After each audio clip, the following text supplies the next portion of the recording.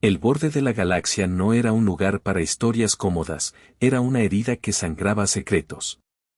Naves de reconocimiento volvieron con datos que rasgaban mapas y esperanzas, un planeta con atmósfera frágil, minerales fáciles de moldear y un satélite natural que prometía agua.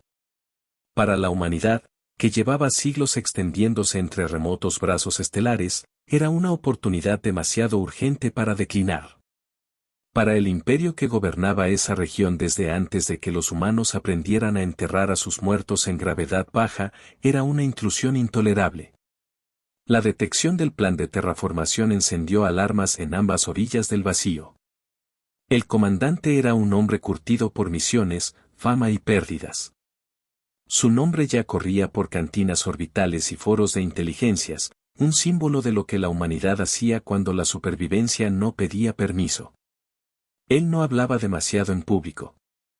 Sus actos, fríos y medidos, hablaban por él, estaciones levantadas en lunas sin ley, bosques sintéticos que respiraban en recipientes, generaciones nacidas en gravedad que apenas recordaban el olor de la lluvia terrestre. La orden de terraformar aquel mundo llegó con la velocidad de una promesa. No era solo expansión, era una declaración, un golpe en la mesa de la historia. Las ondas empezaron a cambiar la naturaleza del planeta desde la órbita, liberaban aerosoles, implantaban matrices biológicas, calibraban corrientes. Y en cuestión de meses el color del disco cambió de polvo gris a tonos verdosos. Muchos observadores galácticos asumieron que la Tierra y la humanidad actuaban con la torpeza de presas. Pero esta era la herramienta más humana, rapidez calculada por necesidad. El imperio reaccionó con una mezcla de desprecio y furia, enviando patrullas que sabían más de siglos que de cumbres de roca. Los lazos diplomáticos se tensaron hasta romperse. Una noche, mientras los motores ígneos de los terraformadores raspaban la atmósfera, una señal alienígena cruzó el canal. No era una amenaza, era una advertencia envuelta en historia. Retrocedan, decían los códigos antiguos, o pagarán por profanar lo que ha existido más que sus estrellas. La humanidad respondió con datos fríos, el derecho a respirar, a sembrar, a existir. Y el imperio tomó una decisión que el comandante olfateó como un presagio, enviaría una flota de opresión, no solo para impedir, sino para humillar. El universo contuvo el aliento. El brillo rojizo de una pequeña luna parecía ahora un ojo que juzgaba. Los humanos no contrajeron plegarias por consuelo. Actuaron. Fue la cosa más honesta que tenían. La primera escaramuza fue una sombra en las transmisiones, drones abatidos, plataformas incendiadas. Nada de teatro, solo números cambiando en pantallas. Pero cada pérdida humana llevaba nombres y fotografías colgadas en las capas bajas de la memoria, una madre que había puesto su imagen en un avatar para despedirse antes de partir. Un niño que habría conocido el bosque que ahora los científicos creaban. La terraformación ya no era un proyecto científico, era un juramento hecho en hincapié. El comandante caminaba por el puente de su nave y tocaba con la yema de los dedos un pedazo de madera que llevaba desde la tierra, parte de una cuna que una vez sostuvo a alguien que amó. Era un recuerdo que vibraba con la gravedad de su elección. Sus órdenes se mezclaban con canciones olvidadas que ciertos oficiales tarareaban en ratos de soledad. Él sabía que estaban jugándose no solo un planeta, sino una narrativa, la narración de la humanidad como especie que no pedía permiso para existir. El silencio se volvió un grito entre las estrellas. La terraformación progresó con la lentitud de los primeros pasos de un bebé y la ferocidad de una tormenta que no espera permiso. Los tanques disolvían minerales, liberaban microbios diseñados para sobrevivir en acidez extrema, cerraban ciclos de carbono y agua con una precisión que deslumbraba a observadores antiguos. Los procesos que en otros tiempos habrían tardado siglos se aceleraron. Había poesía en aquella prisa, la prisa de quienes conocían demasiado bien la fragilidad del hogar. Los científicos humanos trabajaban en corredores que olían a café frío y metal. Sus rostros eran mapas de pasajeros, cansancio y convicción. Sus modelos predictivos se parecían a las viejas profecías, pero con la solidez de ecuaciones. Los biomas aparecían primero como manchas, luego como respiraciones, luego como climas que aprendían a sostener lluvia. Cada nuevo alga que colonizaba un mar incipiente era una nota en una sinfonía que los constructores humanos dirigían con manos de artesanos. El imperio no estaba dispuesto a tolerar ese renacimiento.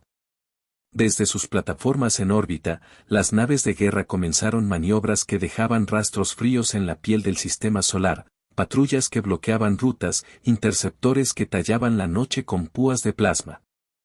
Sus mensajes eran menos diplomáticos que un martillazo, demandas de cesación, amenazas de bombardeo, ultimátums revestidos de orden galáctico.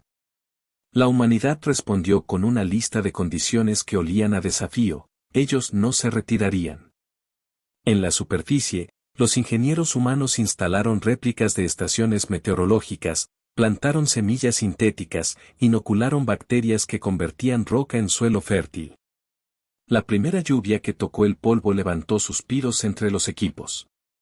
Sonó una pequeña campana de comunión en la cubierta de un transporte, nadie oró, pero muchos dejaron escapar lágrimas que no se permitían nombrar.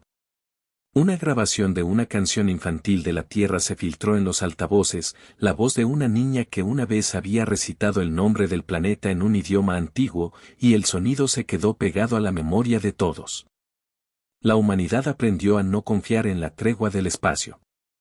Se entrenaron tácticas que mezclaban la ingeniería con la guerra, campos de interferencia para proteger microbios, redes de drones que podían transformarse en cortinas de fuego o enjambres de plantadores, reactores camuflados que parecían simples colmenas de mantenimiento. Todo era utilitario y con sentido, supervivencia tallada en tiempo sin misericordia.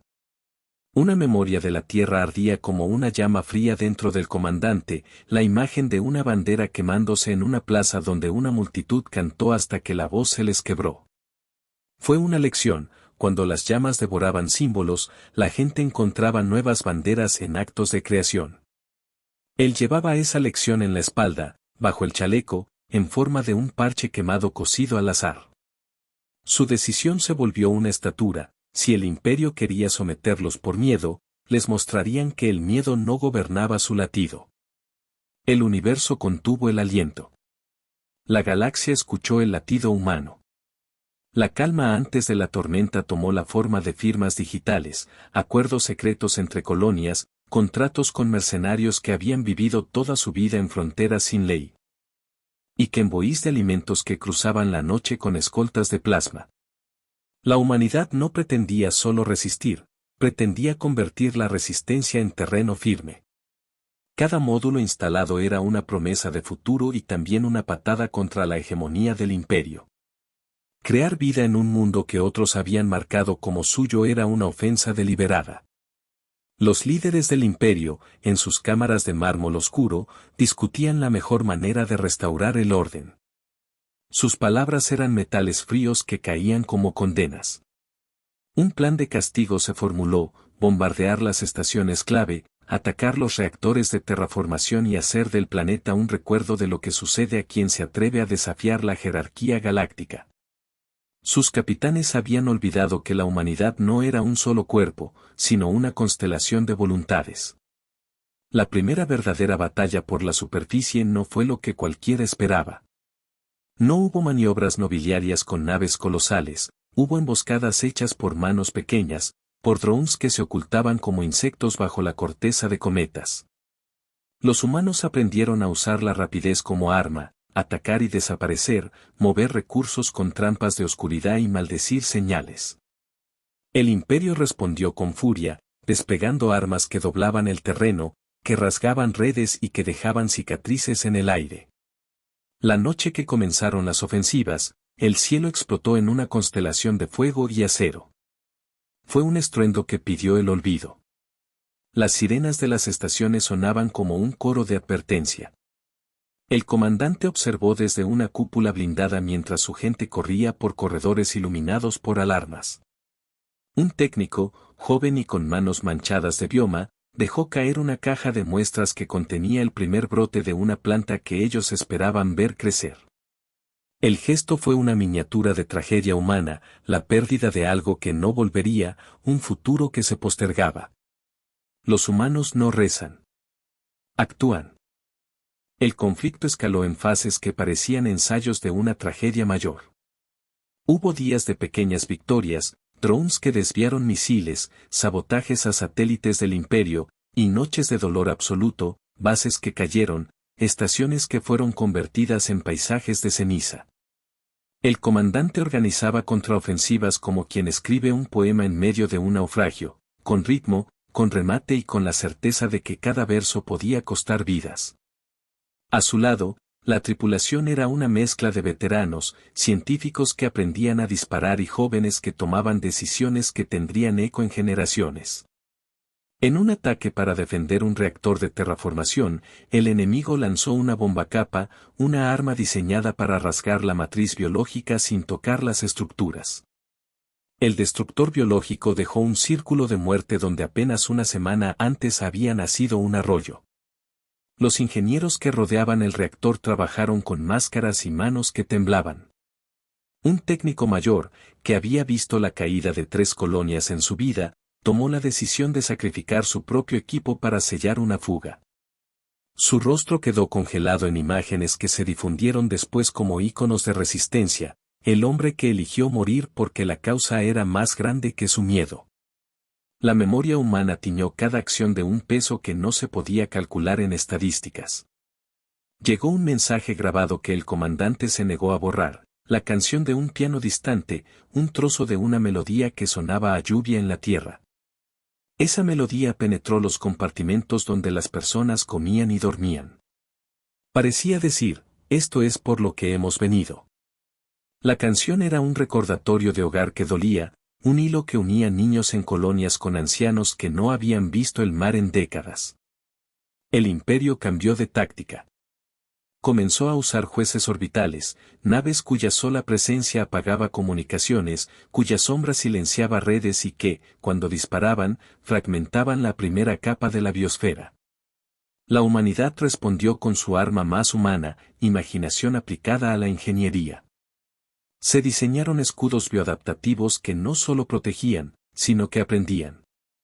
Los pliegues del software memorizaron patrones de fuego enemigo y replicaron defensas. Fue una guerra de aprendizaje, quien aprendiera más rápido dominaría la próxima ola.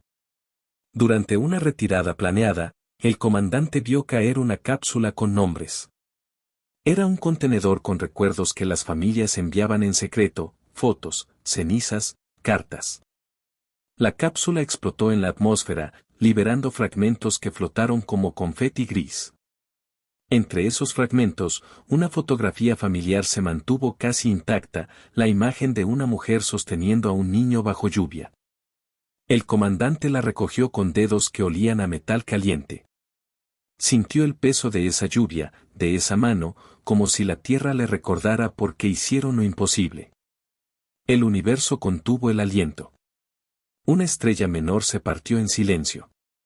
En la oscuridad, los líderes humanos empezaron a considerar algo que antaño se habría pensado imprudente, no solo defender la terraformación, sino convertirla en arma. Si las moléculas que estaban probando para catalizar vida podían expandirse, ¿por qué no dirigirlas como un muro viviente que no permitiría el avance del enemigo? Era una línea tenue, usar la misma creatividad para salvaguardar la vida que para armar la sobrevivencia. Los debates eran acalorados, con voces que recordaban principios éticos olvidados y rostros que mostraban cicatrices de batallas pasadas. La decisión final fue tomada como una pieza de lógica brutal: si el imperio prefería anular el derecho a la vida en un mundo, entonces la humanidad debía convertir la vida misma en su escudo. Se diseñaron cortinas de verde, nubes de microorganismos que, al activarse, convertían el campo de batalla en un laberinto biológico. A los ojos del imperio parecía una jugada extraña, a los ojos humanos, era un acto de reivindicación. El campo funcionó, obligando a unidades enteras del enemigo a retroceder, perdiendo coordinación y contabilidad. Fue uno de esos momentos donde la guerra dejó de ser solo metal contra metal y se transformó en naturaleza usada por voluntad. Pero todo arma tiene un precio. La biotecnología mostró efectos secundarios que nadie había previsto, mutaciones locales, especies predadoras emergentes que pusieron en jaque a colonias enteras. Un hospital de campaña en la costa de un incipiente mar registró casos de infecciones imposibles de catalogar. Las noches olían a cloro y miedo. Médicos humanos trabajaron contra relojes que marcaban minutos valiosos. En medio de eso, una enfermera dejó sonar una grabación de voz de su hijo que vivía en otro sistema. Ella escuchó y lloró en voz baja, recordando la risa infantil que alguna vez la había salvado de la noche. Ese llanto se convirtió en combustible. La humanidad pagó por su creatividad con dolor y precio de humanidad. Cada victoria tenía un eco de pérdida. Y sin embargo, en esos ecos, se forjaba algo nuevo, un símbolo que no era bandera ni arma, sino un fragmento de memoria transformado en 1000 manos que reconstruían. Los humanos no rezan. Actúan. La batalla final no llegaría envuelta en poesía, llegaría como una serie de choques fríos y cálculos ardientes. El imperio decidió poner fin a la campaña con una maniobra masiva, una lluvia de bombas antiterraformación diseñada para convertir el planeta en un páramo de volatilidad química. No querían solo destruir infraestructuras, querían borrar la posibilidad de que ese mundo alguna vez respirara con vida humana. El comandante, que había visto caer tantas cosas, comprendió el mensaje: si no detenían esa lluvia, perderían no solo el planeta, sino la narración entera que estaban construyendo. Prepararon una defensa imposible y, por ello, profundamente humana. Los reactores de terraformación, que habían sido centros de creación, se convirtieron en núcleos de resistencia. La gente se alineó alrededor de ellos, como guardianes alrededor de un fuego sagrado. Los técnicos conectaron módulos de emergencia, infringieron códigos de seguridad y reconfiguraron sistemas de tal forma que convertían la energía de las bombas en pulsos de regeneración atmosférica. Era una ingeniería de fe y cálculo, convertir la violencia en semilla. La flota del imperio llegó como un muro. Su sombra cubrió mares nacientes, y por un momento la superficie quedó sin sol. Los interceptores humanos, más pequeños y más ágiles, se aferraron a la oscuridad y saltaron como rayos. La batalla encendió la atmósfera. Lágrimas humanas se mezclaron con lluvia ácida, motores ardieron y, sin embargo, brotaron jardines en los lugares donde menos se esperaba. Los comandantes de ambos lados hicieron movimientos que se parecían a tergiversaciones de estrategia y honor. Se rompieron alianzas, se hicieron pactos en la penumbra. En el punto más crítico, el comandante ordenó lo impensable: activar la gran siembra, un procedimiento que liberó una red de nanobiomas en la atmósfera. Estas nanoestructuras no eran destructivas, eran programadas para replicar condiciones de vida y, en su matemática, la inmensa energía de las bombas del imperio las impulsó. Fue un riesgo supremo, usar la catástrofe enemiga como catalizador para crear vida en masa. Los cálculos decían que, si funcionaba, cambiaría la química del planeta en días. Si fallaba, todo estallaría en una nube tóxica que sellaría el destino de miles. Mientras la red se desplegaba, el comandante recordó la cuna de madera, la fotografía quemada, la canción del piano. Recordó a quienes habían muerto para que este momento existiera. Esa memoria fue una llama que lo empujó a presionar la última secuencia. El planeta respondió con una tos, una sacudida, una exhalación que olía a ozono y a barro recién removido. Por unos segundos que parecieron eternos, la nariz de cada defensor detectó un aroma más humano que cualquier otra cosa: humedad mezclada con hojas. Era una promesa convertida en molécula. El imperio lanzó su última serie de armas. Placas de fuego descendieron como meteoros. Las defensas humanas tiritaban bajo el embate. Y entonces ocurrió una ruptura: los nanobiomas, empujados por la energía, no solo resistieron sino que se multiplicaron en una reacción en cadena. El aire se aclaró, no en forma inmediata, pero sí en dirección contraria al exterminio. La bombacapa del imperio quedó truncada por onda de vida que absorbió y neutralizó su química. cadenas de su propio armamento se volvieron obsoletas frente a una naturaleza que había aprendido a usar su fuego. En un instante que alguien describió después como el momento en que la galaxia cambió de opinión, la flota imperial vaciló. Las naves que antes se movían como ejércitos perfectos comenzaron a fragmentarse con órdenes contradictorias. Los sensores devolvían lecturas incomprensibles, la atmósfera ya no era la misma. Ese desconcierto se transformó en pánico. Los comandantes imperiales, formados en la lógica de la dominación, no supieron calibrar la posibilidad de que la vida humana se volviera herramienta y defensa a la vez. El universo contuvo el aliento. El polvo cantó por primera vez. Pero la victoria no fue limpia. El costo fue un mapa de ausencias, ciudades planificadas nunca completas, niños que no conocerían pulcras calles azules, madres que nunca verían crecer a sus hijos en un mundo que apenas aprendía a respirar. El sacrificio fue grave y hermoso, cuerpos y memorias sembrados en la tierra como si fueran semillas. En el corazón de la contienda, el comandante encontró cuerpos de aliados y enemigos.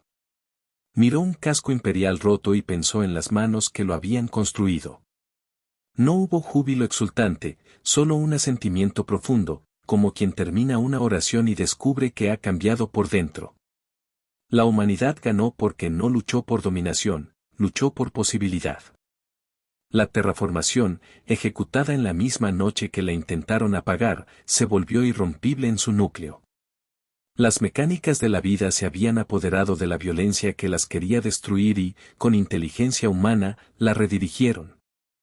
El imperio, forzado a retirar flotas para revaluar su posición, dejó atrás una estela de navíos averiados y orgullo roto.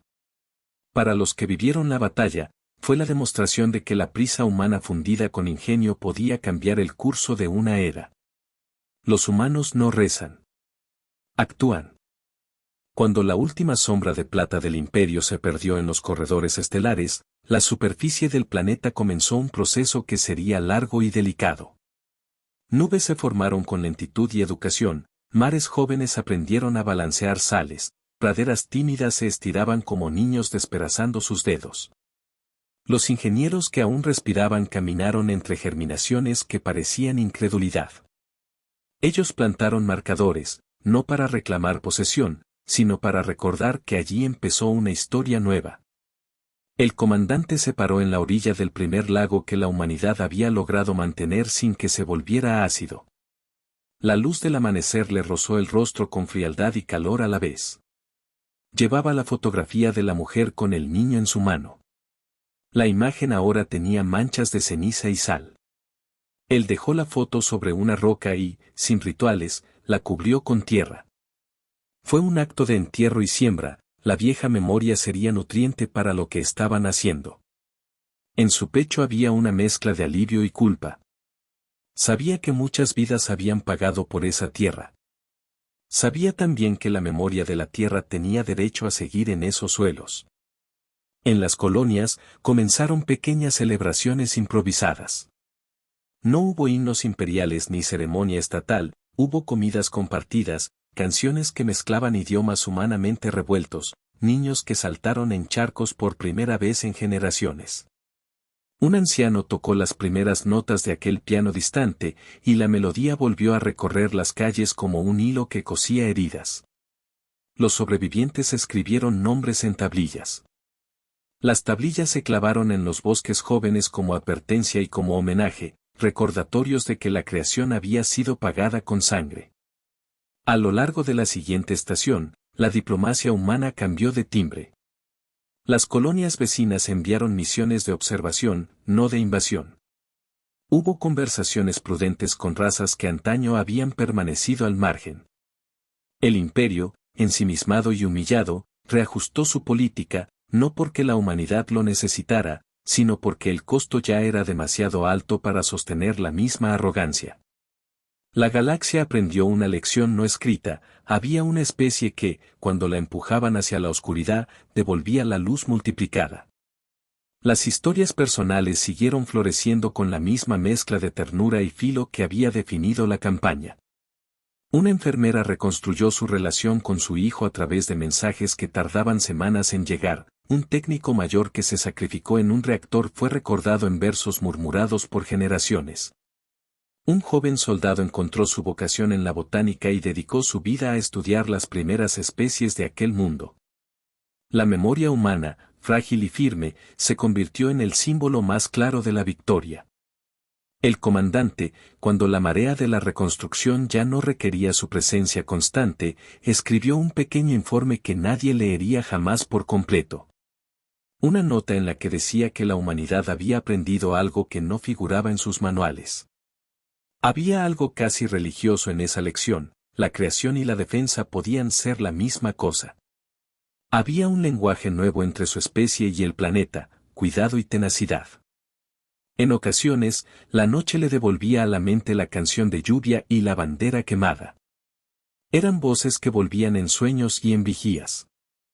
Recordó una pequeña mano que sostuvo su dedo una vez, una pregunta inocente sobre si el cielo estaría siempre allí.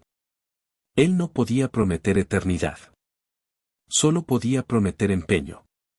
Y en eso, la humanidad encontró su forma de grandeza, no en dominar galaxias, sino en persistir, en transformar la amenaza en posibilidad, en pagar con lo que podía pagar y en construir con lo que tenía. La primera escuela abierta en el nuevo continente enseñó a niños de distintas colonias a plantar y leer las estrellas. En las paredes colgaban dibujos de planetas que aún no eran más que sueños y mapas con rutas de esperanza. Los maestros contaban historias de la batalla sin sombrear la verdad, mostraban tanto las victorias como los costos. Era una forma de memoria que no celebraba la guerra, sino su resultado, la obligación de no repetir la misma arrogancia. El mundo creció, con cautela y con orgullo. Algunas especies adaptadas escaparon y formaron nichos propios, otras desaparecieron, guardadas solo en bancos de genes. Las voces humanas, que habían sido rabia y poesía, se suavizaron en canciones que hablaban de hogar. Los aliados que alguna vez los ayudaron desde fuera de la galaxia vinieron de vez en cuando, no para imponer, sino para observar y aprender. La humanidad mostró su prueba, que podía transformar el acto de habitar en un pacto con el planeta y con su propia memoria. El universo contuvo el aliento. Un planeta suspiró y aprendió a sostener la vida. En los anales que no fueron recogidos por los grandes historiadores, quedó una frase simple que empezó a repetirse en los labios de la gente: no fuimos llamados por permiso, fuimos llamados por necesidad. Esa frase no pretendía ser épica. Era la puntualización de un hecho: la humanidad había actuado cuando la lógica estatal del cosmos mostró su cara más dura. Y al actuar, habían construido algo que ninguno de los administradores del imperio había previsto: una red de mundos que ofrecían no solo recursos, sino refugio para mentes y memorias. Años después, el comandante volvió una vez más a la orilla del lago. El agua ya sostenía peces que no existían en los catálogos viejos. Plantas altas formaban corredores de sombra donde niños corrían y se reían con una libertad que él aún tardaba en creer. Él dejó sobre la roca una pequeña placa, no un monumento de gloria, sino una advertencia humilde. Sus dedos estaban cubiertos de tierra, y por un momento cerró los ojos y escuchó el planeta. Este no habló con palabras, habló con el rumor de hojas y con el latido de ecos que contenían historias de dolor y de esperanza. Llegó la hora de que la gente joven tomara las decisiones. Los veteranos se retiraron a vivir en casas que alguno llamaría modestas y otros denominarían templos de la memoria. Las generaciones nuevas aprendieron a mirar las estrellas con respeto pero sin servilismo. La humanidad había ganado no por aniquilar a sus enemigos, sino por mostrarse capaz de transformar la adversidad en creación. Y la última imagen que quedó en la mente del comandante antes de desaparecer en la recopilación de viejos hombres fue la de una niña que saltó en un charco, levantó los brazos y gritó sin palabras al cielo. La risa de la niña resonó más que cualquier himno. Fue la nota final de una sinfonía que había costado precio y que prometía continuidad. Vinieron por un planeta, pero despertaron a una especie.